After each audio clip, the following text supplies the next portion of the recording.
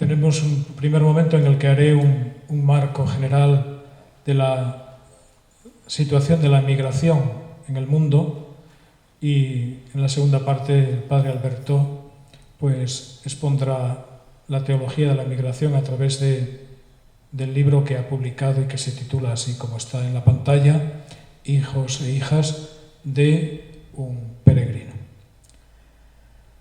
En primer lugar, hemos de decir que el fenómeno de la inmigración es un fenómeno que acompaña a la humanidad. El Papa Francisco lo ha repetido varias veces. La historia de la humanidad es la historia de la inmigración. Y sobre todo lo ha dicho en relación a la historia de la salvación. Abraham, Dios lo llamó para que saliera de su pueblo y fuera a la tierra que él le prometía.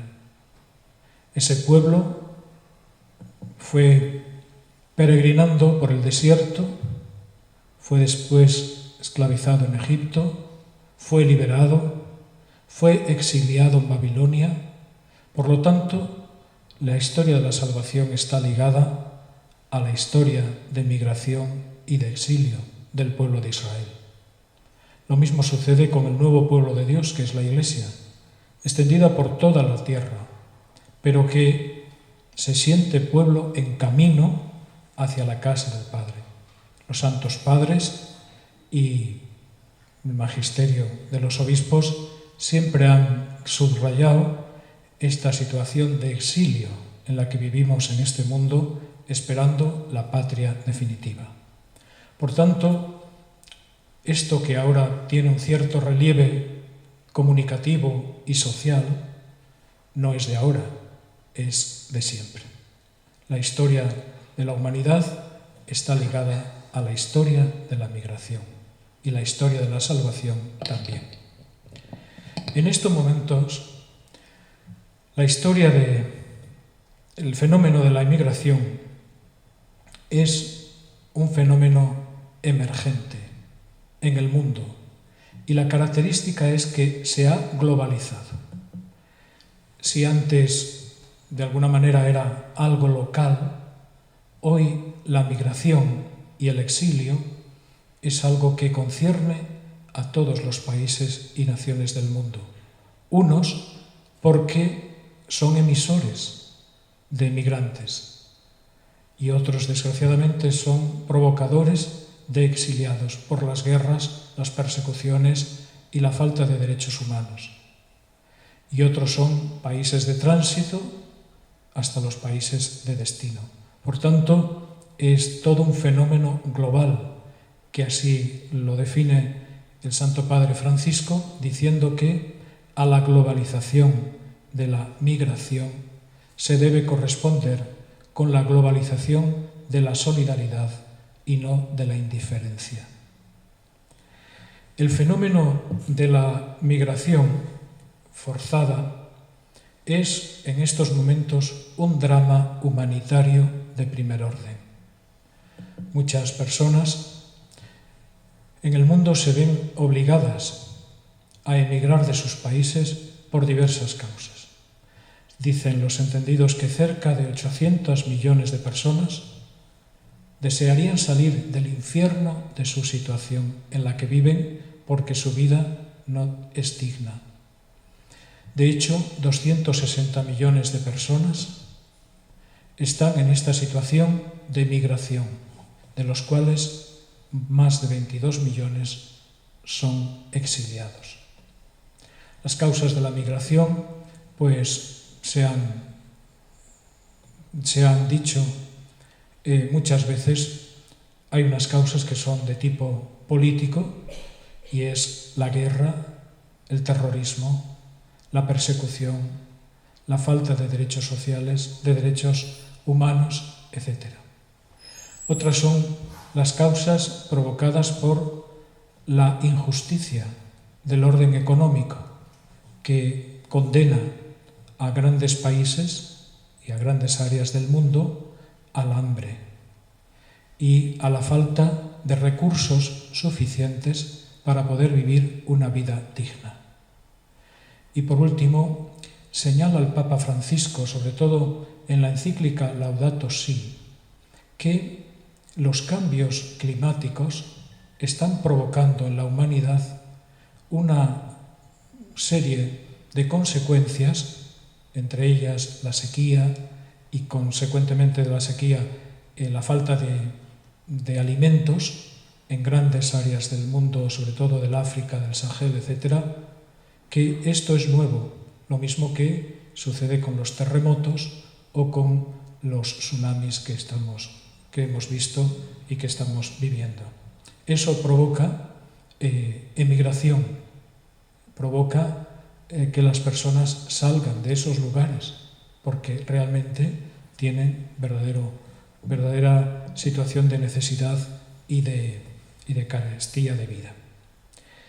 Pero no todo en la emigración es, diríamos, un fenómeno negativo. El fenómeno de la emigración, lo decía el Papa Benedicto XVI, es un fenómeno que se puede considerar desde la Iglesia un signo de los tiempos, a través del cual el Señor nos llama a los cristianos, nos llama en primer lugar a reconocerle a Él como presente en aquel forastero. Fui forastero, fui extranjero y me hospedasteis. Por tanto, es una llamada al corazón mismo y a la conciencia de los cristianos para que lo reconozcamos y reconociéndolo lo acojamos en nuestra vida. Por eso, una de las labores más importantes que tiene que hacer la Iglesia no es solo la asistencial hacia las personas migrantes o exiliadas, es dentro de la propia comunidad tomar conciencia de que el Señor está presente en aquel que peregrina, en aquel que viene escapando de una realidad que le oprime, que le quita la vida y que busca una salida. Es un signo de los tiempos también porque, de alguna manera, la inmigración está renovando comunidades cristianas envejecidas. Pensemos, por ejemplo, en nuestra Europa, cómo la inmigración, sobre todo en las parroquias más populosas de las ciudades, se está integrando en las parroquias y las está renovando. Pensemos en las comunidades religiosas, o simplemente en los monasterios, o incluso en los presbiterios. Por tanto, es un signo de esperanza y de ahí que el Papa haya subrayado siempre que es necesario construir la cultura del encuentro, reconociendo lo que el otro tiene de positivo y venciendo el miedo que siempre da lo extraño, lo extranjero, el que no conoces. Y por último, para la Iglesia también, la migración es una oportunidad de nueva evangelización. De alguna manera, la misión ad gentes, que antes teníamos como referencia los países de África, de América, de Asia, de Oceanía, ha venido a nosotros. Y a veces no somos conscientes de esto. Aquí hay misión ad gentes. Y aquí en Astorga podemos pensar que bueno, pues esto es algo de otros lugares que tienen más, pero pensemos, en nuestra diócesis hay un porcentaje alto ya de personas inmigrantes que han venido aquí y han venido para quedarse y que no son cristianas y a las cuales hemos de acercarles el mensaje de Jesucristo. Por eso, la emigración es una oportunidad para la evangelización y también para el ecumenismo, porque muchos hermanos son cristianos, son protestantes, ortodoxos, anglicanos y están bautizados. Y por eso es importante que en la emigración encontremos ese lugar de diálogo y de hablar de corazón a corazón para que como hermanos vayamos construyendo la unidad que Dios quiere y que el Espíritu realiza. Estos son los puntos que a mí me parece que describen de alguna manera la identidad o la realidad de la cuestión migratoria en estos momentos. Es algo que ha existido a lo largo de la historia, pero que en estos momentos es emergente, sobre todo por su globalización. Es un drama que está sufriendo la humanidad y al cual no se puede mirar para otro lado, como están haciendo algunos de los países más ricos del mundo. Y por otra parte, para la Iglesia, a mí me parece que es una gran oportunidad de evangelización, de comunión y de reconocer al Señor en aquel que llama a nuestra puerta y pide auxilio. Dejo la palabra al padre Alberto Ares, jesuita, director en estos momentos del Instituto de Migraciones de la Universidad Pontificia de Salamanca y subcoordinador del Servicio de Jesuitas a los Refugiados y Emigrantes. Es de nuestra diócesis, es de Beguellina de Órbigo. Por tanto, es un honor tenerlo entre nosotros y él ha estudiado desde muchos puntos de vista este fenómeno de la emigración. Por eso, con mucha más calidad que un servidor, pues lo podrá hacer. En estos momentos, él me está ayudando en la Comisión Episcopal de Migraciones, pues para organizar toda la pastoral de la Iglesia referida a este ámbito que es el de la inmigración y que en estos momentos en España pues está tomando unas dimensiones que pues son considerables, aunque como he dicho muchas veces no estamos ante una burbuja emigratoria como sucedió en la década de los 2000, porque en estos momentos llegan muchos, pero muchos se van. Se pasan a otros países porque no se quedan en España. Bueno, pues muchas gracias, don Alberto, por tu dedicación a los emigrantes y seguramente por las palabras que nos vas a decir. Muchas gracias, don Juan Antonio. La verdad que es un honor estar aquí en Astorga, estar con usted mucho más, ¿no? Y también no solo de los tiempos de despacho y de ver unas cosas y otras, sino poder compartir un poco de corazón el trabajo que hacemos en el día a día.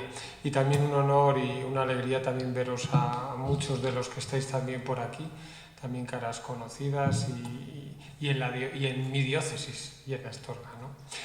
Bueno, don Juan Antonio nos ha puesto un marco que yo creo que es el marco que nos ayuda a entender las migraciones hoy, ¿no? Yo creo que de una manera muy equilibrada y haciendo una mirada a nuestra historia. Somos todos, un poco como el título de decir que esto es un libro, pero bueno, un cuadernillo, ¿no? De hijos e hijas de un peregrino. Todos somos peregrinos, ¿no? Y más desde nuestra tradición. Pero es verdad que lo que solemos escuchar de las migraciones en general, algunas veces es como Juan Antonio nos ha explicado, don Juan Antonio, pero otras veces pues escuchamos sobre las migraciones en algunos medios de comunicación, en la peluquería, en la carnicería, en la parada del autobús, en la escuela, y no siempre escuchamos, ¿no? O hacemos una lectura de las migraciones de una manera, vamos a decir, como decía don Juan Antonio, de una manera integral, ¿no? Mirando esta realidad. Generalmente escuchamos como flashes, ¿no? Siempre pues nos quitan el empleo, nos roban, vienen a aprovecharse de nosotros, no sé para qué se vienen aquí, aquí ya tenemos mucho paro, no hace falta que vengan más, ¿no? Bueno, es de estas cosas y otras, ¿no? Y a veces, incluso en nuestras parroquias, pues estos mensajes, sin quererlo, pues también van calando, ¿no? Y no siempre es fácil hacer una lectura cristiana, ¿no?, de este fenómeno de las migraciones, un fenómeno que para nosotros, pues como ha dicho don Juan Antonio, es un fenómeno nuclear. Esto es lo que me gustaría en este ratito poder pues transitar con vosotros y con vosotras, ¿no? Hacer una lectura cristiana de este fenómeno. Y me diréis, muy bien, Alberto, ¿y entonces qué vamos a hacer? ¿Qué vamos a ver? ¿O qué nos encontramos en el cuadernillo? La primera cosa es lo que don Juan Antonio ha dicho, adelantó, bueno, pues el Papa Benedicto XVI, pero bueno, no ha sido el único, y también, ¿no?, el fenómeno migratorio es un signo de los tiempos. Yo sé que aquí todos sois gente muy culta y esto de los signos de los tiempos ya sabéis lo que es, el Vaticano II, lo habéis estudiado, pero cuando voy a veces y explico a gente un poco más menuda, me dicen, levanta así la mano, ¿y qué es eso de signo de los tiempos?, ¿no? En el fondo, yo creo que cuando yo intento explicárselo es una realidad a través de la cual, si nosotros no miramos, ¿no?, lo que nos ocurre hoy en día, nos estamos perdiendo algo muy importante, ¿no?, de la realidad. Por eso las migraciones son un signo de los tiempos y el mismo Papa Francisco nos lo recuerda. Si no somos capaces de mirar nuestra vida a través también de los ojos de los migrantes, en nuestro contexto actual, no seremos capaces de reconocer a Dios de una manera integral hoy, ¿no? Suena así un poco fuerte, no sé, pero don Juan Antonio lo ha dicho con otras palabras, pero creo que es esta misma, ¿no?, esta misma realidad. En la teología también es algo que la teología de las migraciones, yo cuando estudié teología pues no había esta asignatura, ¿no? No todas las facultades de teología hablan sobre la teología de las migraciones. Es una disciplina que ha ido integrándose dentro de la teología contextual, ¿no?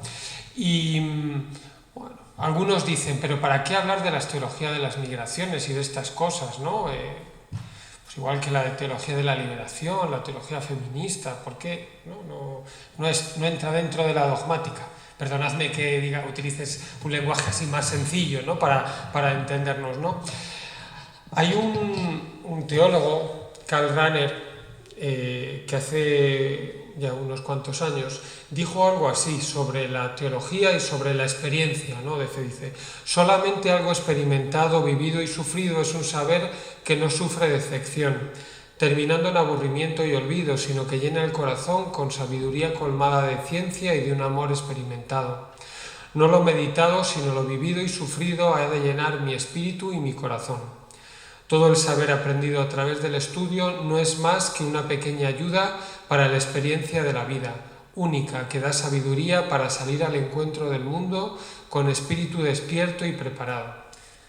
Pues si Karl Rahner, que decía a su hermano que se le tendría mejor traducido, no a otros idiomas que en el alemán, decía esto y decía sobre lo contextual, pues hombre, alguna razón debía de tener. Muy bien, Alberto, esto lo dicen los teólogos, pero vamos a ir a las fuentes, ¿no? ¿Y la Biblia qué dice? ¿Habla de migrantes y refugiados o no dice nada, ¿no? Sabéis que la Biblia en el fondo es una biblioteca de libros, ¿no? Que habla sobre un elemento común, que es la historia de la salvación. Y en todos los textos bíblicos se presenta el pueblo de Dios como un pueblo peregrino, como un pueblo en movimiento. En el Antiguo Testamento voy a dar como 3 pinceladas, tranquilos que no vamos a dar aquí ninguna clase. Cuando se habla de, vamos a decir, los 3 colectivos a los cuales el pueblo de Israel tenía que tener un cuidado especial, seguro que os acordáis. Uno era las viudas, los huérfanos y el tercero eran los extranjeros. De hecho, se dice, no vejarás al emigrante, no lo oprimiréis, no lo explotaréis, no negaréis el derecho del emigrante, maldito quien viole los derechos del emigrante, ¿no? Esto mucho de los libros, ¿no?, del Éxodo, del Levítico, del Deuteronomio. Muy bien, entonces parece que los emigrantes en algún sitio aparecen en la Biblia, en el Antiguo Testamento. Además de eso, el pueblo de Israel se reconoce realmente como pueblo, ¿no?, como pueblo elegido a través de 2 acontecimientos: el exilio a Egipto y el éxodo a la tierra prometida, ¿no? Y una tras otra se nos recuerda en la Biblia, ojo, ¿no?, conocéis la suerte del emigrante porque emigrantes fuisteis vosotros en Egipto. Y se repite constantemente, mi padre era un arameo errante. ¿Sabéis quién era? Mi padre era un arameo errante, ¿verdad? Abraham, ¿no? Además, en la tercera parte los migrantes, ¿no? Como ese tercer bloque que os comentaba, al emigrante, a los migrantes se les dota de no sé si de un privilegio, pero de una mirada especial dentro del pueblo de Israel.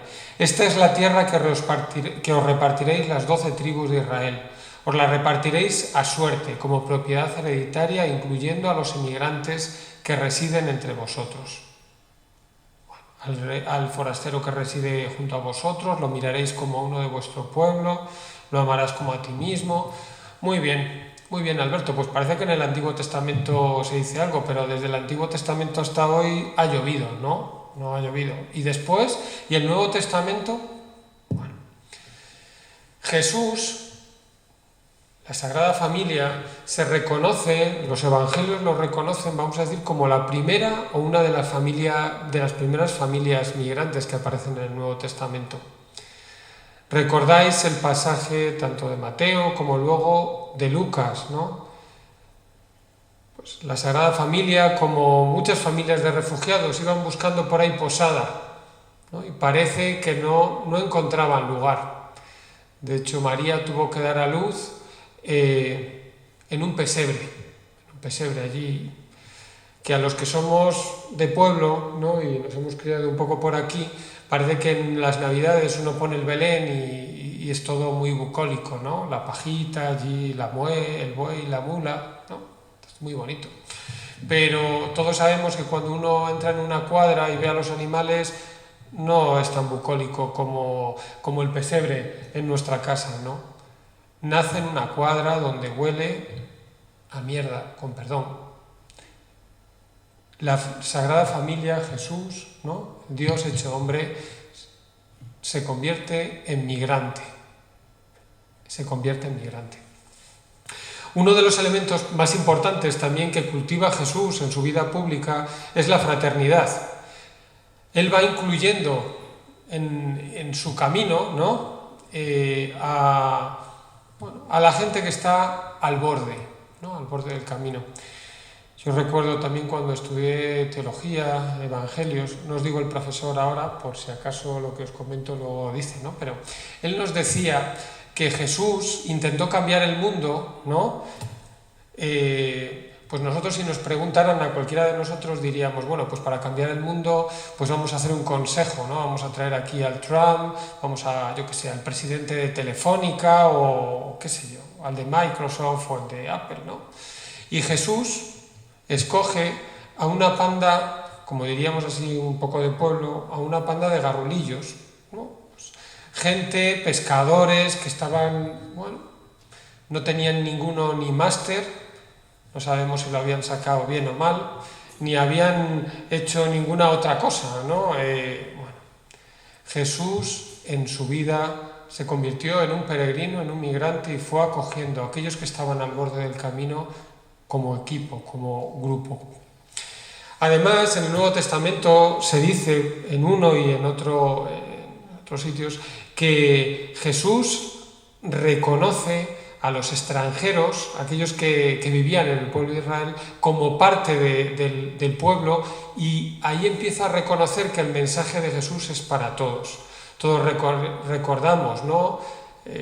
Al buen samaritano, la mujer sirofenicia, el centurión, la mujer samaritana. Bueno, algunos, si queréis recordar aquí en el cuadernillo, pues tenéis todas las citas y todas estas cosas. Recordamos a Gálatas también, ya no hay ni judío, ni griego, ni hombre, ni mujer, ni esclavo, ni libre, porque todos sois uno en Cristo. Id por todo el mundo y predicad el Evangelio a toda criatura. Bueno, Alberto, pues bien, pues parece que en la Biblia algo se dice de los migrantes, ¿no? Y de los refugiados. Parece que hay que tener cuidado, que hay que cuidarlos, que hay que quererlos. Jesús parece que era migrante, la Sagrada Familia, bueno, muy bien. Y desde entonces hasta ahora, ¿es que al Papa Francisco se le ha ocurrido ahora decir todas estas cosas o qué?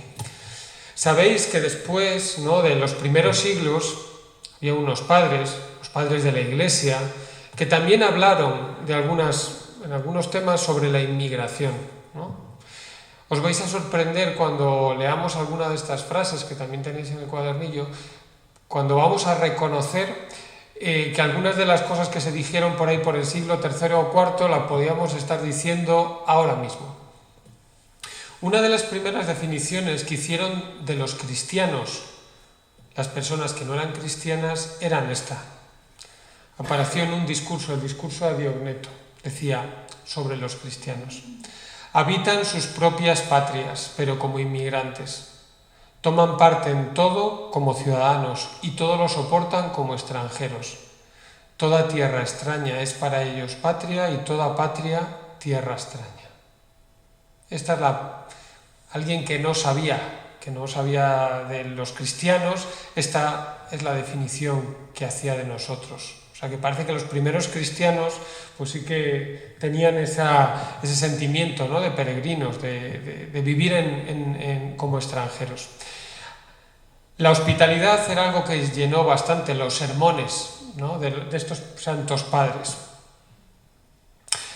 Con esos nombres tan raros, si recordáis, ¿no? Clemente, de Orígenes, de Lactancio, de Basilio, de Arístides. Perdonad si algunos os llamáis así, o sea que no digo yo. Pero bueno, no son nombres tan comunes hoy en día, ¿no? Voy a pasar esto porque luego creo que es bueno que podamos dialogar un poco en torno a esto. San Ambrosio en el siglo IV decía esto: de ninguna manera se debe aprobar a los que expulsan a los inmigrantes de la ciudad en tiempos de hambre, cuando los deberían ayudar más. Les separan de la relación con el Padre común, les niegan los frutos dados para todos, les separan de la comunidad de vida ya iniciada. No quieren repartir con los que tienen derechos comunes los recursos en tiempos de necesidad. Pues parece que por allá, por el siglo IV, esto de la inmigración también era un temita. San Agustín: ¿cómo podrá recibir a alguien de huésped si todos viven en su propia patria? ¿Cómo podrá recibir a alguien de huésped si todos viven en su propia patria? Muy bien, Alberto, pues parece que en los primeros siglos también se dijo cosas, pero bueno, ¿y los papas?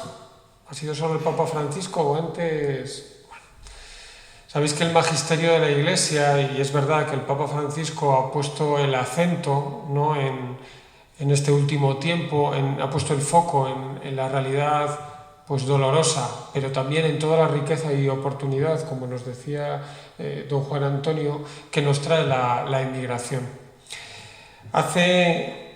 Juan Antonio comió con el Papa hace poquito, yo creo un par de semanas, ¿no?, allí en el Vaticano. Y yo hace unos meses tuve la suerte de participar en la Eucaristía por la mañana y de unas palabras, ¿no?, con el Papa Francisco. Y realmente a mí me tocó el corazón. Normalmente cuando uno, ¿no?, está... Bueno, pues así es importante y recibe a gente, pues normalmente le das la mano y bueno, un poco tiendes a, venga, tira para adelante, y encima es pronto por la mañana, tenemos muchas cosas que hacer, ¿no? El Papa nos recibió, nos escuchó, y una de las cosas que me llamó mucho la atención es que nos miraba a los ojos y nos escuchaba, ¿no? Bueno, en estas cosas yo iba con compañeros de la Universidad de Comillas, del Instituto de Migraciones, y le llevamos un libro y le pedimos que una de las cosas que nos dijo es: una de las realidades que para mí lo siento como una espina en mi corazón, es todo lo que está ocurriendo con los migrantes y refugiados. Además de pedir oraciones por él, nosotros le dijimos que nos bendijera nuestros proyectos, los que llevábamos adelante. Y bueno, yo esperaba que nos hiciera así un poco, ¿no? Hiciera la bendición y venga para adelante. Y de repente, con el libro, veis la imagen, pone su mano, la extienda y se pone a rezar. Yo no sé, ahí nos estábamos sonriendo, pero claro que ya nos estábamos ahí, ¿no?, el ver, bueno, pues el cariño de corazón con el que mira esta realidad. Los papas, ¿no?, y sobre todo a partir de la Rerum Novarum y de otras encíclicas, ¿no?, en estos últimos siglos, y en este último siglo, pues han hablado de la realidad de los migrantes y de los refugiados. Voy a pararme solo en los tres últimos, ¿no?, porque se podrían decir muchas cosas, pero bueno, las podéis encontrar en el cuadernillo o en otros lugares. Juan Pablo II que fue un papa que estuvo en su papado mucho tiempo, ¿no? Escribió muchas cosas sobre los migrantes y refugiados. A lo mejor sí hay que ponerle como un acento, una palabra a cómo él trató a los migrantes, puso la centralidad de la persona. Escribió mucho sobre los derechos también laborales, ¿no? El valor central de la persona, podríamos decir. Benedicto XVI fue también el papa que citó a los migrantes como signo de los tiempos. Le tocó vivir un tiempo, también en el tiempo de la mayor crisis económica que hemos vivido en estos últimos años, ¿no? Y dijo que la crisis no solo era una crisis económica, era una crisis de valores, donde todas estas realidades, la realidad de las migraciones, tenía que verse como una realidad integral, ¿no? Integral. El Papa Francisco, definir con una palabra solo lo que dice sobre los migrantes y refugiados es complicado. Hace unas semanas estaba yo por Valladolid y estaba por allí con un compañero, también de Cáritas allí, Luis Miguel Rojo, y estábamos así como con Juan Antonio, mano a mano. Y él decía que Juan Pablo II había puesto la centralidad del migrante en la persona, Benedicto XVI el signo de los tiempos, pero el Papa Francisco lo que había hecho era acercarnos los migrantes y refugiados a nuestro corazón. No solo con palabras, sino con gestos. Se había intentado movilizarnos a todos, a la Iglesia, para tenerlos más cerca del corazón. Más cerca del corazón. Fenomenal, Alberto. Pues parece que la Iglesia y esto, pues parece que algo dice. Pero ¿y nosotros ahora qué? ¿No? ¿Y ahora qué? En el día a día yo salgo a mi parroquia, voy a Bebellina, a mi pueblo, o a Otero, ¿no? O a donde sea, ¿no? O aquí por aquí, en las calles de Astorga, que uno va, y en el mercado y ve ya muchas mujeres con el velo, con el pañuelo, gente de otros países, de Latinoamérica, de Rumanía, de Bulgaria. ¿Y qué? Me gustaría hablaros de 5 claves. Voy a pasar rapidito, ¿no? Pero 5 claves donde yo creo que nos jugamos mucho hoy en día en este tema de las migraciones. Uno es la identidad. ¿Quién es mi familia? ¿Quién es mi familia? Bueno, seguramente que si os pregunto aquí de quiénes sois, ¿no? Si a Sonia, que está por ahí sentada, le pregunto, Sonia, ¿y tú quién eres? ¿No? Y me empieza a decir, bueno, pues yo me llamo Sonia, me apellido tal, nací en León y estudié tal cosa y ahora soy profe en un colegio y bueno, esto es nuestra manera de entendernos, ¿no? Y en general, cuando se habla de la inmigración hoy y de cómo nos reconocemos, pues parece que esto es lo único que nos define. Yo nací en España, soy ciudadano español y estas son las fronteras. Y el que venga aquí, que se apañe. Si quiere tener la misma identidad que yo, ya sabe lo que le queda, ¿no?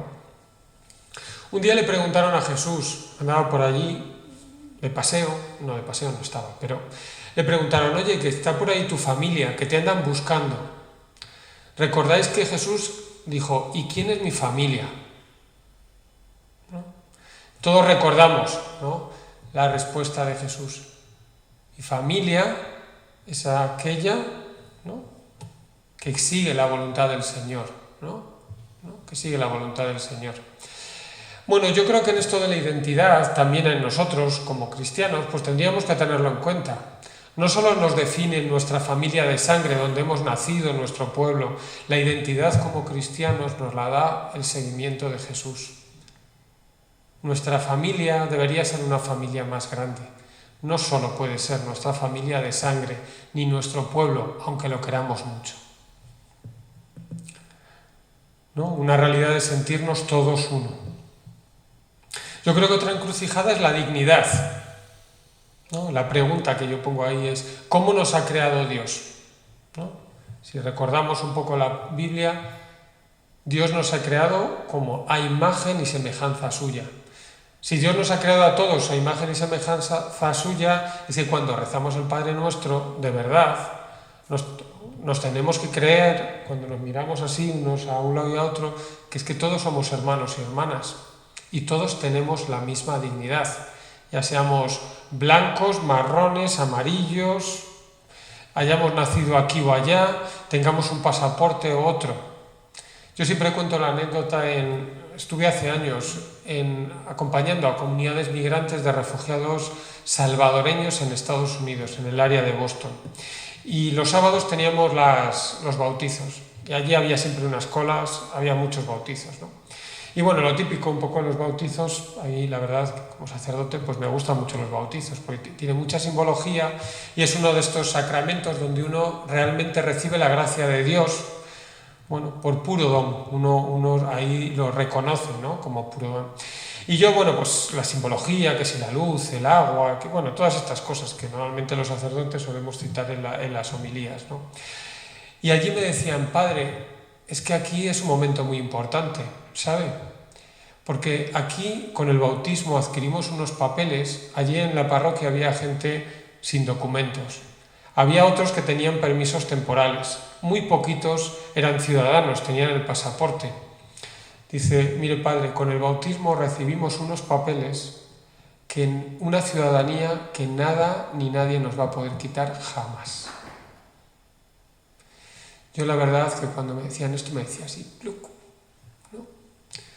Realmente, si realmente nos creemos esto, que el bautismo en el bautismo nos reconocemos todos miembros de una misma familia, con la misma dignidad de hijos e hijas de Dios, pues cuando miramos la realidad de las migraciones como cristianos, tiene muchas implicaciones. Una encrucijada también es la justicia. ¿Cuándo te vimos forastero y te acogimos?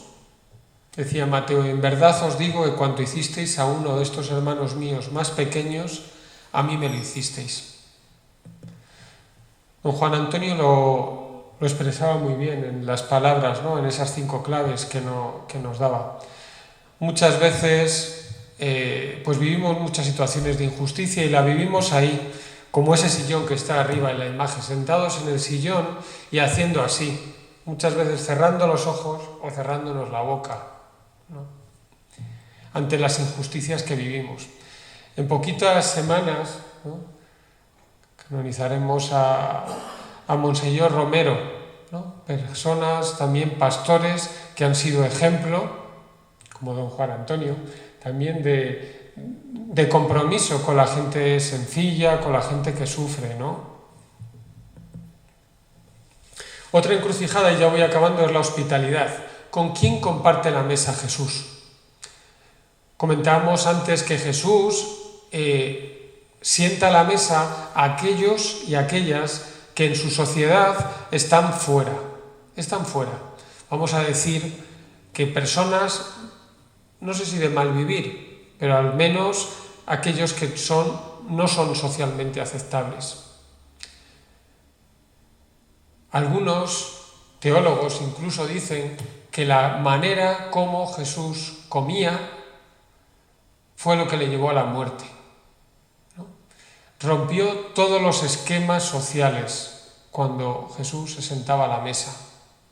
Y en el fondo anticipaba el reino de Dios.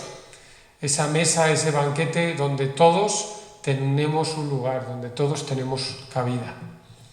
No sé si algún viernes habéis ido a comer con alguna familia de Marruecos o de Siria, el cuscús, ¿no?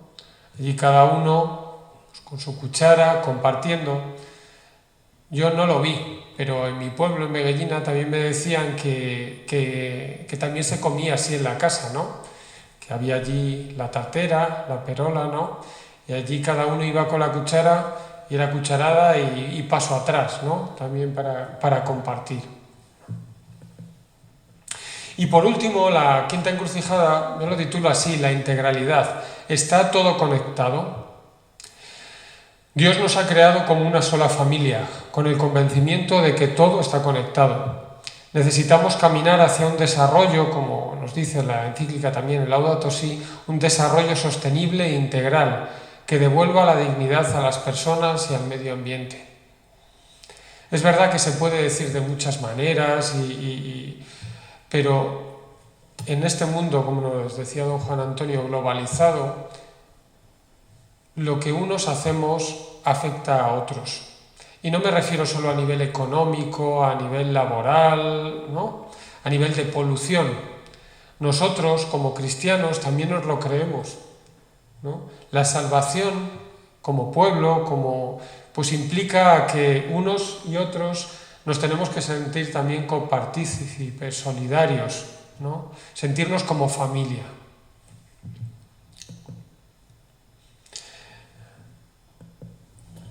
Acabo ya con, bueno, pues con este mix, ¿no?, de palabras y esta sonrisa del Papa Francisco, que en el fondo quiere recoger las palabras de don Juan Antonio, ¿no?, cuando acababa, y que el Papa Francisco nos recuerda. Es verdad que el mundo actual, las migraciones, son una encrucijada, una gran encrucijada en nuestro tiempo, pero ojalá acabemos mirando una realidad, como en estas diapositivas al inicio que os ponía, una realidad que nosotros como españoles hemos vivido en otros países, donde no siempre se nos ha acogido, a veces sí, muy bien, otras veces no tanto. Ojalá que nosotros no repitamos pues los mismos errores, ¿no?, que podamos pues ser un país, una ciudad, Astorga, una diócesis de acogida, ¿no?, y podamos mirar también con alegría, con esperanza, una vida, ¿no?, donde podamos vivir juntos, donde podamos imaginarnos juntos. Pues yo creo que esto es lo que quería compartir con ustedes.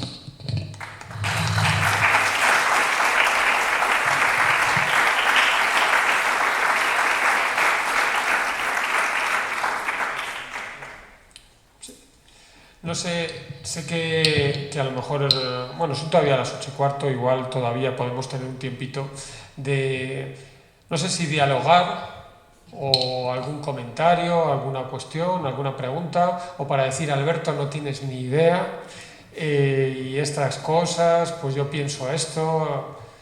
Bueno, como estamos en familia, ¿no?, pues si alguien quiere hacer algún comentario, alguna pregunta, alguna afirmación, estáis más que bienvenidos. Brevemente, ¿alguna experiencia de parroquia cómo realizar? O en Madrid o en algún sitio, alguna experiencia de acogida y de integración a nivel parroquia, como parroquia. Sí. Cada uno, aquí tendréis muchas experiencias. Yo os hablo de alguna experiencia que he tenido personal y, como decía don Juan Antonio, en este último tiempo que estamos también apoyando ahí en la conferencia episcopal a través de la Comisión de Migraciones, pues también en las distintas diócesis se ven distintas experiencias también parroquiales. Yo creo que hay muchas formas a través de las cuales una parroquia puede hacer o puede tener una actitud de acogida o de integración con los migrantes. Os voy a dar algunas pinceladas de lo que yo he visto, no de lo que viene en los papeles, sino de la experiencia.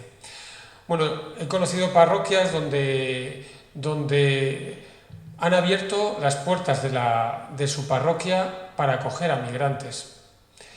Y eso significaba que en las noches se movían bancos y se hacía como un mini refugio. Esto lo he visto, sabéis, en alguna parroquia en Madrid, pero lo viví muy claramente en Los Ángeles, donde había allí un grupo que le llaman los guadalupanos, donde todas las noches dormía un grupito de 50, 60 migrantes que no tenían lugar donde estar. Y diversos grupos de la parroquia cada día, lunes, martes, miércoles, cada uno se encargaba de la cena y de acoger a los migrantes. Por la mañana, pues ya antes de la primera misa, tempranito, salían, tomaban algo caliente. Esa es una experiencia. Alguno dice, pues esto es demasiado, esto vamos a empezar poco a poco. Hay muchas maneras también de sensibilizar, de invitar a personas también que puedan hablar de esta realidad de las migraciones en las parroquias. Muchas veces o en algunas ocasiones nos da vergüenza, nos da miedo, no somos capaces, ¿no? Porque, ¿qué van a pensar?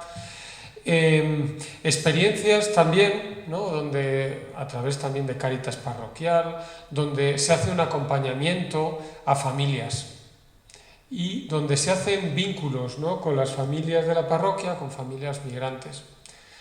Algo que para mí ha sido también una experiencia muy enriquecedora y he vivido en una de nuestras parroquias que tenemos los jesuitas en Madrid, es cómo las devociones populares de las comunidades migrantes se van integrando también en nuestras parroquias. Lo primero que nos sale, no sé, yo os digo así un poco a lo bruto, yo que soy aquí de León, de mi pueblo es la Virgen del Carmen y San Juan, ¿no? Mi parroquia. Pero aquí diríamos la Virgen del Camino, o en León, o la Virgen de la Encina, ¿no? Bueno, pues si aquí los inmigrantes quieren venir aquí, que dejen sus vírgenes y sus cosas y que vengan aquí a nuestras devociones, ¿no? Yo creo que esto, bueno, es una invitación, pero normalmente suele ser un error, porque nosotros cuando hemos ido a otros países, generalmente los españoles nos juntamos en torno también a nuestras devociones. En Madrid, en la parroquia de San Francisco Javier, llegaron hace años una comunidad de migrantes ecuatorianos, además de una zona donde tiene mucha devoción cerca de Quito, a 1 hora de Quito, a la Virgen del Quinche. A la Virgen del Quinche. Bueno, pues ellos fueron poquito a poquito entrando con esa devoción hasta que la Virgen del Quinche está en la parroquia, ¿no? Está la Virgen del Carmen y está la Virgen del Quinche. Y donde la comunidad ecuatoriana también celebra, está dentro del consejo parroquial, hay una parte también que le representa. Bueno, creo que hay diversas maneras a nivel parroquial de poder incorporarse a dinámicas de acogida y de integración. Pero bueno, no me quiero enrollar mucho porque seguramente igual hay alguna cuestión más.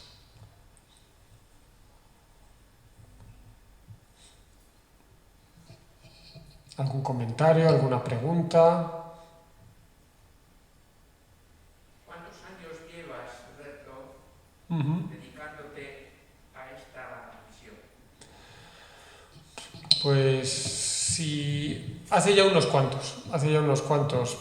Decir igual 20 es mucho, pero sí, prácticamente desde que entré a los jesuitas, primero, vamos a decir, no sé si por obligación, pero era lo que me mandaban. Cuando era novicio, pues, o cuando estaba de estudiante, ¿no? De escolar, pues muchas de las misiones o del apostolado que yo tenía, pues era con comunidades migrantes.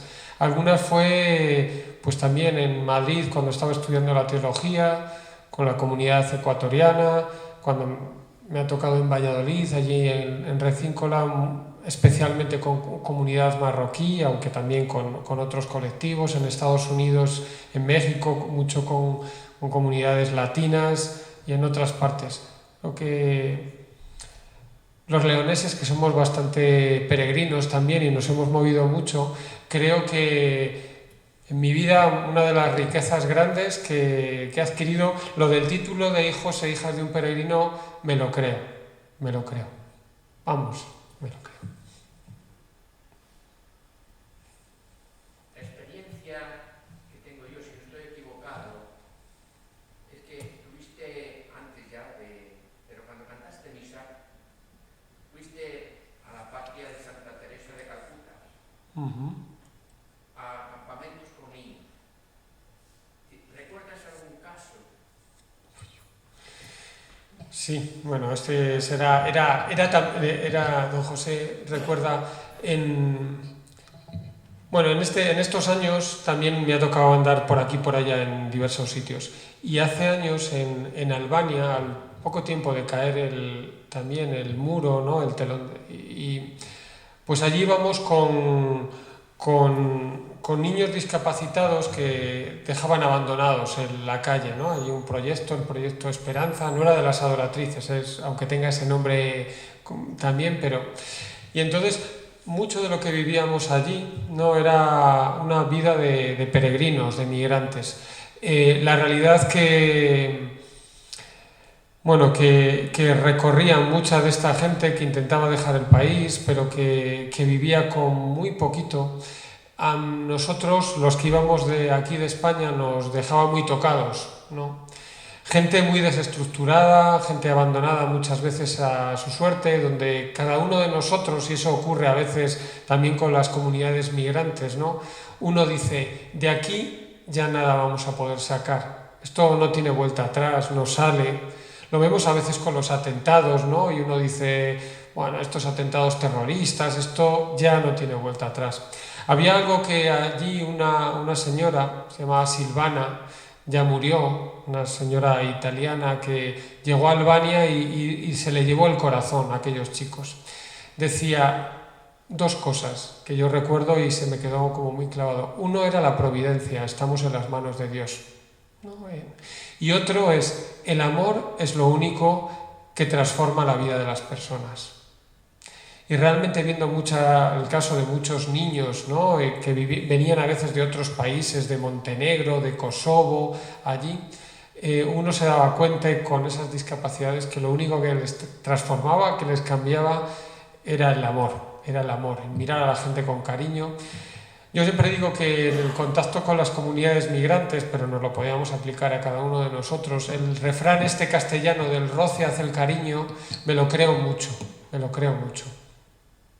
Con Sonia, que antes la citaba, y hace poquito estuvimos en una Pascua para jóvenes adultos ya, en la frontera entre Melilla y Nador, una de las realidades que vivíamos allí con los chicos y chicas en la frontera, es que la vida de las personas, sobre todo de muchas de ellas que llevan a veces años, ¿no?, en peregrinación, con situaciones complicadas, viendo morir a familiares, teniendo que hacer cosas horribles, muchas veces lo que les cambia la vida a muchos de estos chicos cuando llegan a España, pero también en la frontera, es que alguien les mire a los ojos, que les escuche, que les trate con cariño.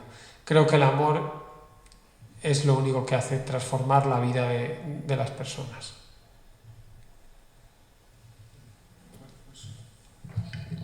Yo creo que vamos a concluir, si no hay ninguna otra pregunta o alguna otra cuestión, pues este acto en el que hemos presentado este pequeño librito que condensa de alguna manera la historia de las migraciones leída en clave cristiana y nos da algunas pistas para poder actuar. Sería muy importante que lo difundiéramos y que a través de la Delegación de Migraciones y su delegado, don José Antonio, que está aquí presente, pues pudiéramos llegar a las comunidades cristianas. Porque ya digo, tan importante como la atención a los migrantes pobres, porque la migración es mucho más que los migrantes pobres. Los migrantes pobres solo son el 27%. Los demás son migrantes que están trabajando, o algunos incluso en nuestras casas, ¿no? Y que evidentemente necesitan una atención, en este caso pastoral. Y me parece que es muy importante que la Iglesia, la comunidad cristiana, tome conciencia de esta realidad que la va a transformar. Como está transformando, por ejemplo, los monasterios.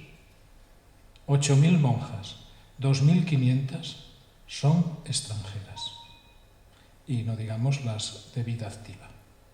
Pero esto sucede también en nuestras parroquias y es evidente que no estamos en Algeciras, que tenemos una realidad más visible, diríamos, de la emigración, pero ciertamente cuando hago visita pastoral en los pueblos más remotos encontramos personas que no han nacido aquí y que han venido de otro lugar.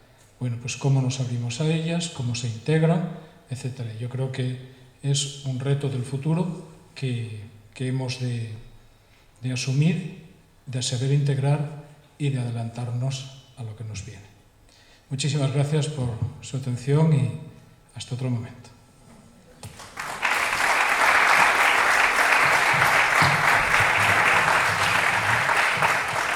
Por si no lo habéis visto, fuera en una mesa hay alguno de estos cuadernos. Si a lo mejor alguno habéis cogido. Si veis que hay alguien, a lo mejor en vuestra familia o en vuestros lugares o parroquias, que le puede interesar, están ahí, como dicen los americanos, help yourself, ¿no? O sea que para vosotros.